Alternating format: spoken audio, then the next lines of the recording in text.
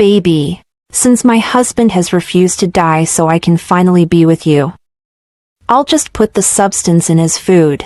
I've already made inquiries for the casket to bury him with. She said it happily, smiling. But what she didn't know, her husband had come home early and heard everything. He stood quietly behind the wall as her laughter stabbed him in the heart. Tears rolled down his face. The woman he loved was planning his funeral. He stood there, heartbroken, soul shattered, listening to the one voice he trusted, turning against him and tears streaming down his face. But instead of confronting her, he played along. And what he discovered next was even more devastating. Stay tuned and subscribe for more emotional, suspense-filled stories that will keep you on the edge of your seat. You don't want to miss what's coming next. It was a cool Wednesday evening in Abuja. The air was calm. The birds were flying home. And inside the rich neighborhood of Maitama, everything looked peaceful on the outside. But something dark was hiding behind the walls of the Olubai mansion. Mr. Jide Olubai, one of Nigeria's biggest oil tycoons, had just landed back from London 2 days earlier than planned. His meeting abroad had been cancelled, and instead of staying back, he decided to return quietly and surprise his wife, Tanya. He didn't tell anyone, not even his driver. He wanted to catch her off guard. Maybe see that beautiful, excited smile she used to give him whenever he came back from a trip.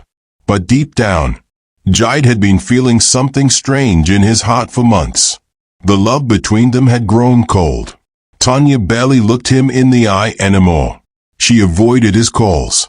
And each time they were together, she seemed distracted, uninterested, distant. Still, he held on. Still, he hoped. Maybe she was just stressed. Maybe it was just a phase. That night, he told his driver, Sonny, to wait at the back gate. I want to enter by myself, Jide said calmly. I want to surprise her.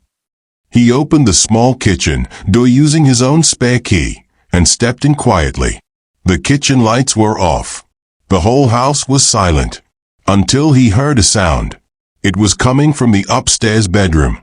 He moved quietly, like a shadow, his footsteps barely touching the floor.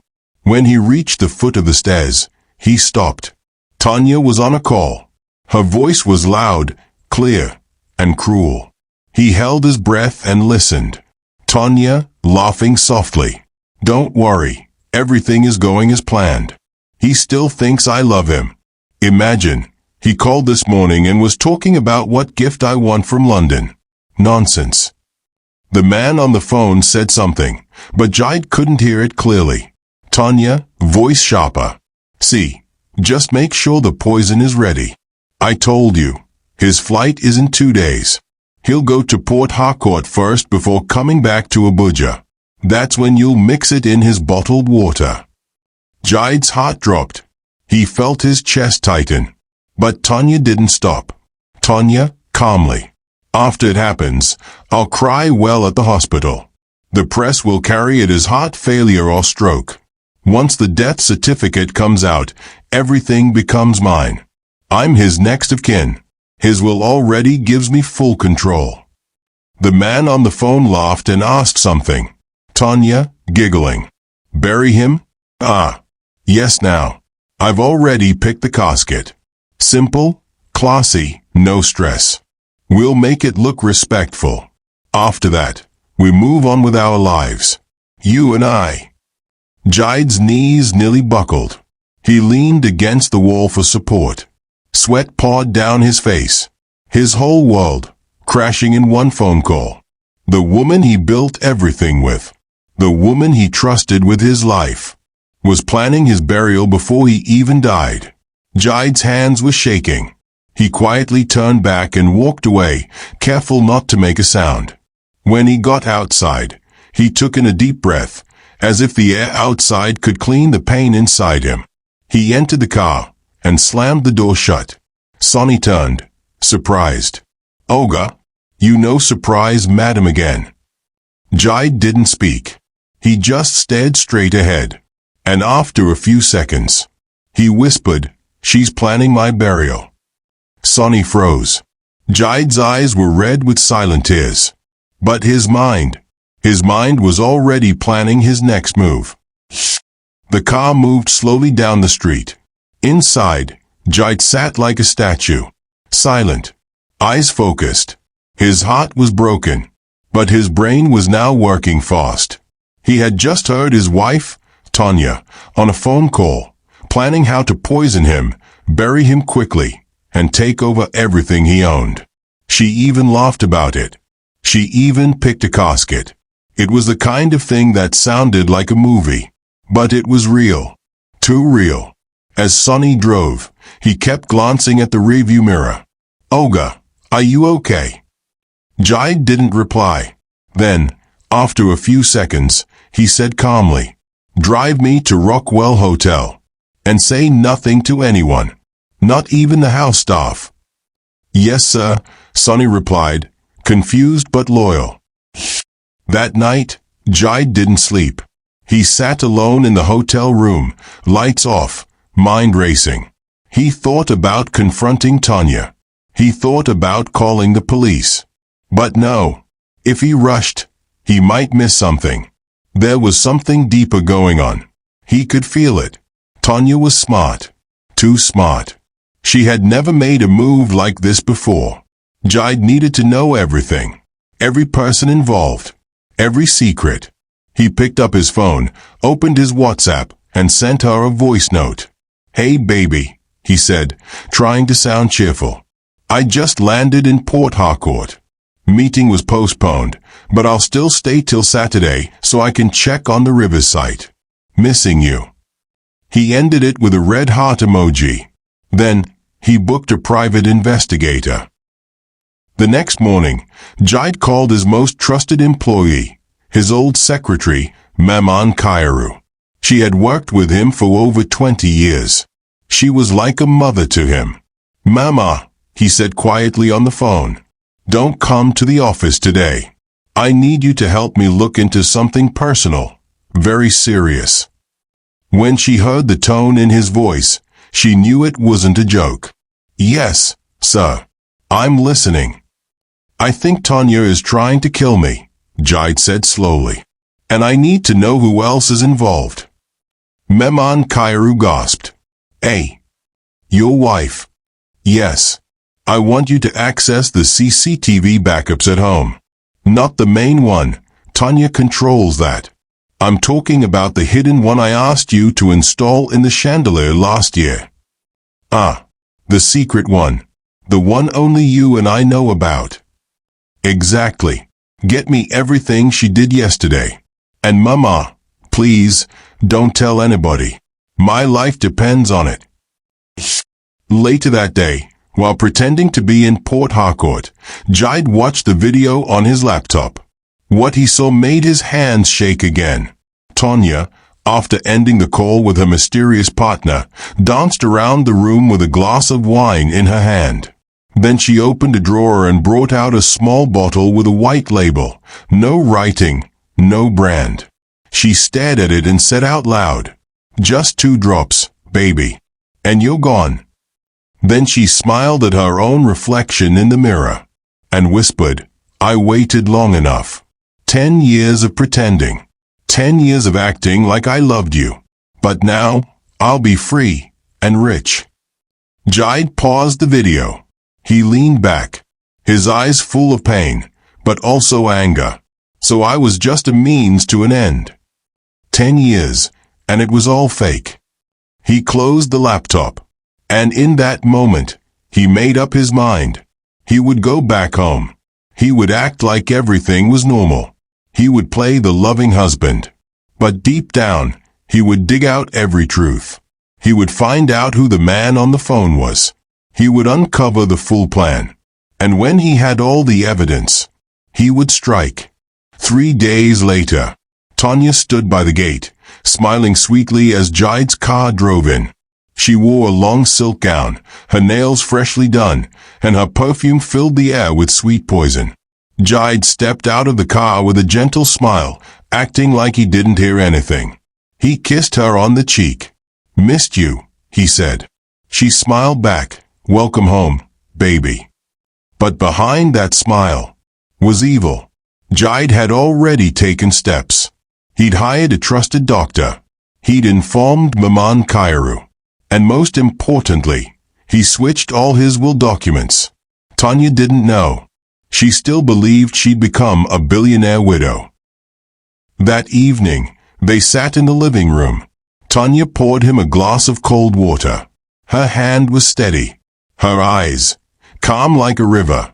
But Jide knew. He saw the way she watched him take the first sip. He saw the slight curve of her lips, pretending to be innocent. "Drink more," she said softly. Jide drank and smiled. Minutes later, he held his stomach. I feel strange," he whispered. Tanya's face changed. "Strange?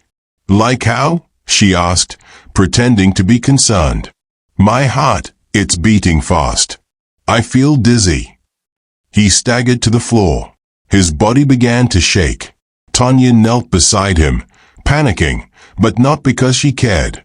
It was fake panic. It was acting. Then suddenly, Jide stopped moving. His eyes froze. His chest stopped rising. Still. Silent. Gone. Tanya touched his neck. No pulse. She stood up, stepped back slowly, then fell to her knees, and started screaming. "Jide! Jide knew. Somebody help. My husband is dying." The maids came running. Guards entered. Everyone gathered. Tanya cried louder, but her tears were crocodile tears. Inside her heart, she was smiling. The ambulance arrived and took Jide's body away. Everyone assumed the worst.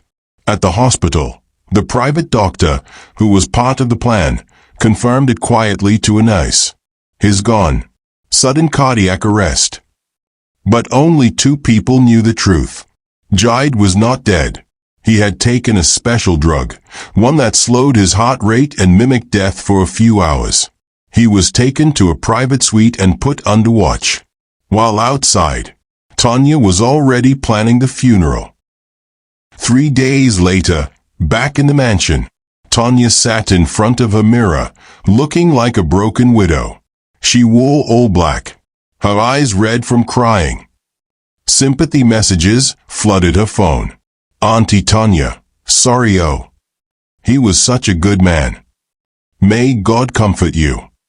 But she couldn't stop smiling once she was alone. She stood up and danced in the room, again. Then she picked her phone and called someone. Tanya, laughing quietly. "It's done, baby. He's gone. The money is mine now." Male voice. "Good. So when do I move in?" Tanya, smiling. "Soon. After the burial. Let people believe I'm mourning. Then I'll fly out to Dubai with you. We'll start our new life." Jide heard it all, because Maman Kairu had placed a secret MIC in her dressing room. And now, Jide was watching, recording, waiting. He allowed her to dance over his grave, because very soon, he would rise from it. Jide sat alone in the hospital's private suite, staring at the wall.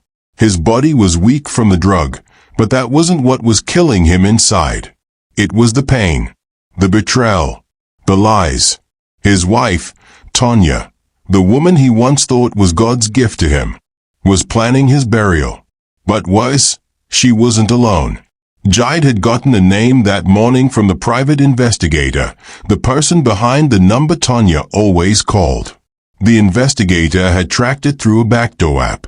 The number was saved with a fake name, but the original SIM registration revealed the owner. When Jide saw the name, his whole body went cold. Roman Ezekwe, his best friend, the man he called brother, the same man who ate in his house, the same man who he helped start a company, the same man he bailed out again and again after countless business failures, the same man who was godfather to his first son. That same Roman Was the man sleeping with his wife? The man Tanya wanted to run away with? The man she called baby after faking tears over Jide's death? Jide wanted to scream. He wanted to tear down the walls. But that wasn't all. Maman Kairu entered the room quietly and handed him a brown envelope. "Sir," she said slowly, "I did what you asked. I tested both children, discreetly." Jide's eyes locked on her. "Both?" She nodded, her face full of sorrow. Inside the envelope were the DNA test results. He opened it with trembling fingers. And then, silence. Heavy silence. The paper said it clearly. Paternity excluded. Both children, the son he called Junior, the daughter he called Angel, were not his. They belonged to Roman. Jide's mouth went dry.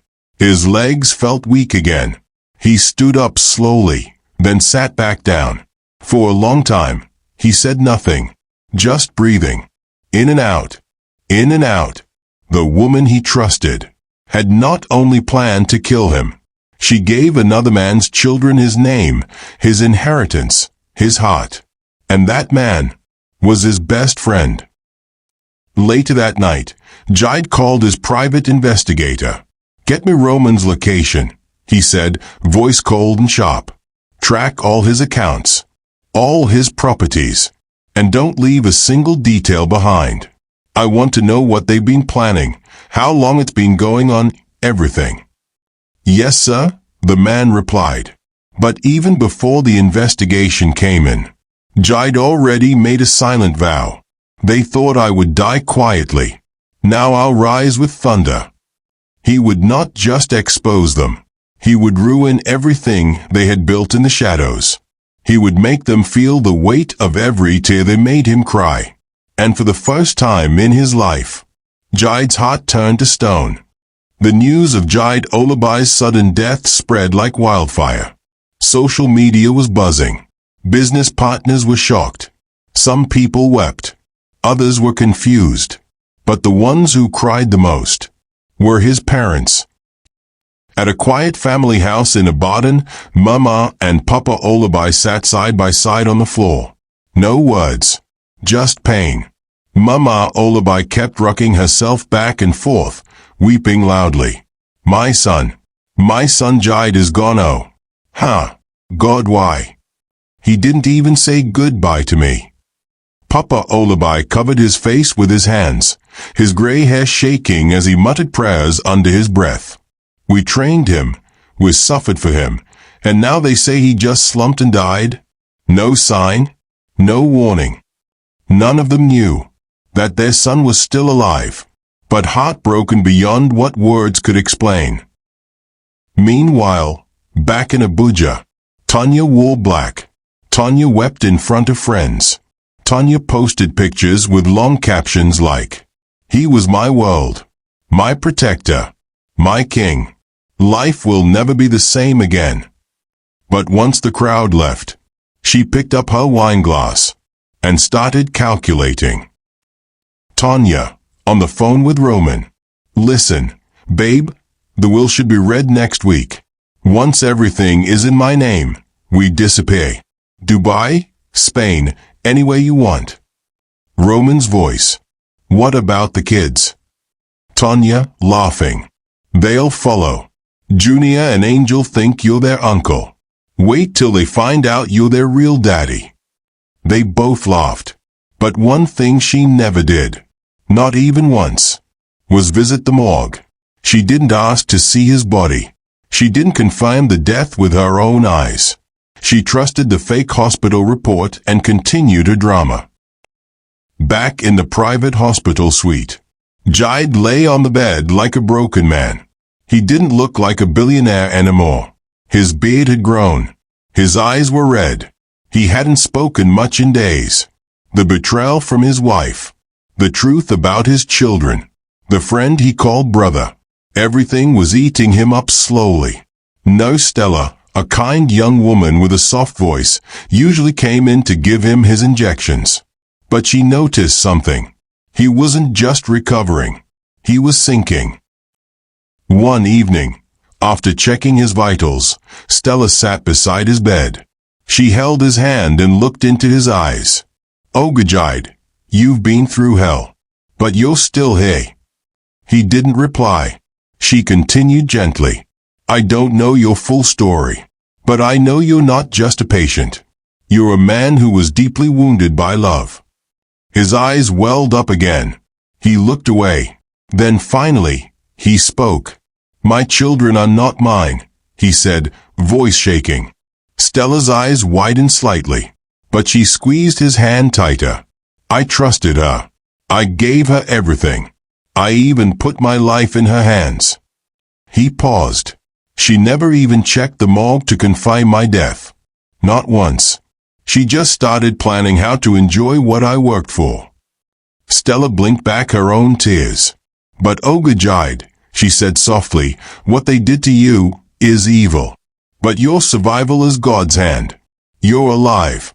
And you have power now, real power, because they think you're gone."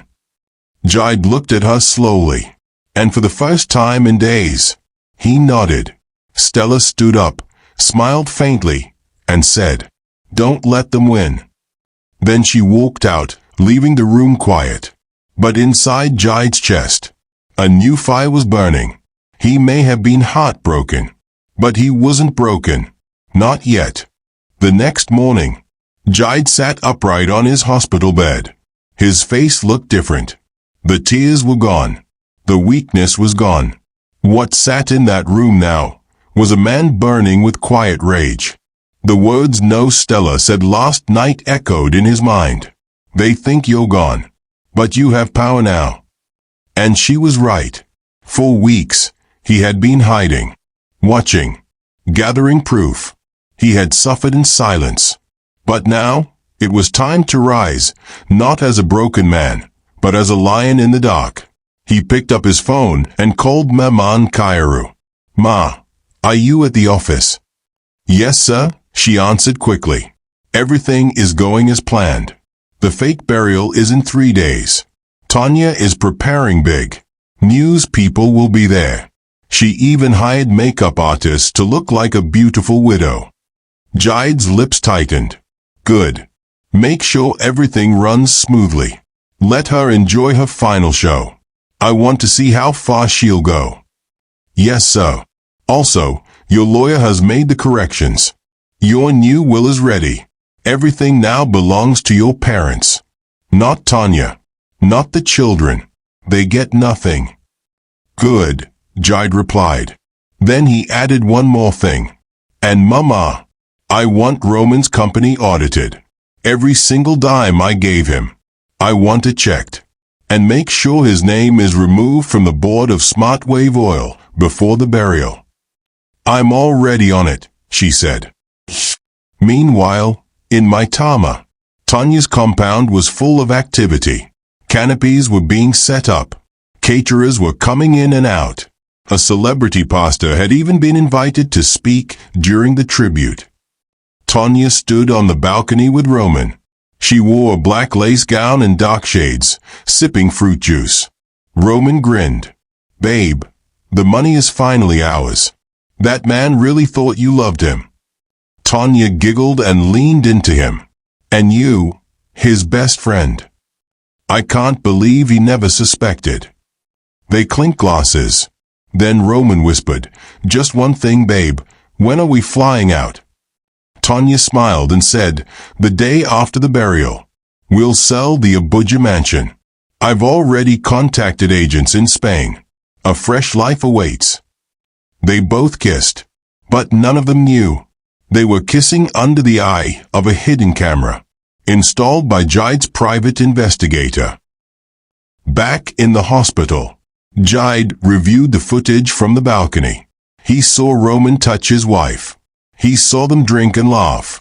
He saw his wife plan his erasure like he was a folder on a computer. He sat back, face like stone. Nurse Stella entered and gave him his evening medication. She noticed the change in him. "You look different today," she said. Jide nodded slowly. "I buried my emotions yesterday," he replied. "Now, it's time to bury the lies." Stella placed her hand gently on his shoulder and whispered, "I'll be right here if you need anything." He gave her a small, tired smile, then picked up his phone again and sent a text. To Lawyer Emeka, "Be ready.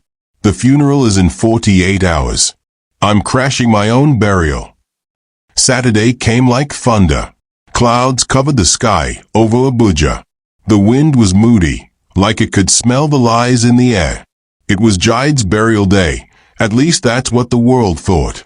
The venue was a large open garden near the city center, filled with white tents and expensive chairs. Everything looked classy, elegant.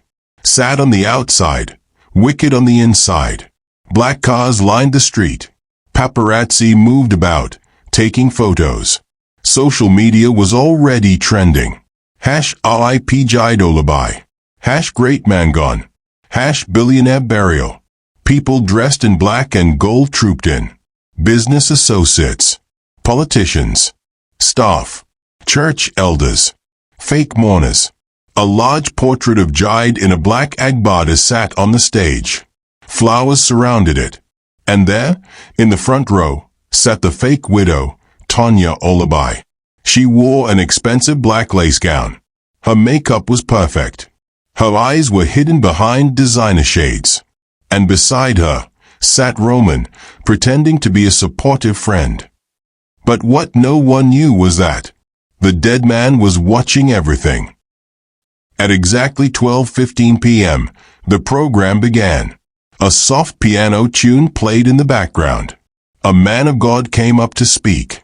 People cried fake tears and clapped politely as eulogies were read. Then Tanya stood to speak.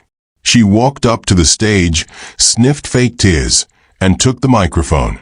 "My husband," she began, her voice shaking, "was a good man. Kind, generous, loving." Jide was watching from a tinted SUV parked near the back. His private investigator, Maman Kairu, and lawyer Emeka were with him. They had everything set. Hidden cameras, audio recordings, legal papers, everything. He wore a black suit and dark sunglasses. But what burned beneath his suit was fury. "She's lying," he muttered. Then he turned to Emeka and said, "Time to end the show." Inside the event, just as Tanya was about to finish her speech, she paused. A sudden movement at the back caught everyone's attention. People turned. Whispers started. Gasps filled the air. Someone screamed. Tanya froze. Roman's jaw dropped. From the back of the crowd, Jide walked in. Alive, tall, calm, dressed in black like a guest, but looking like fire itself. People stood up in shock.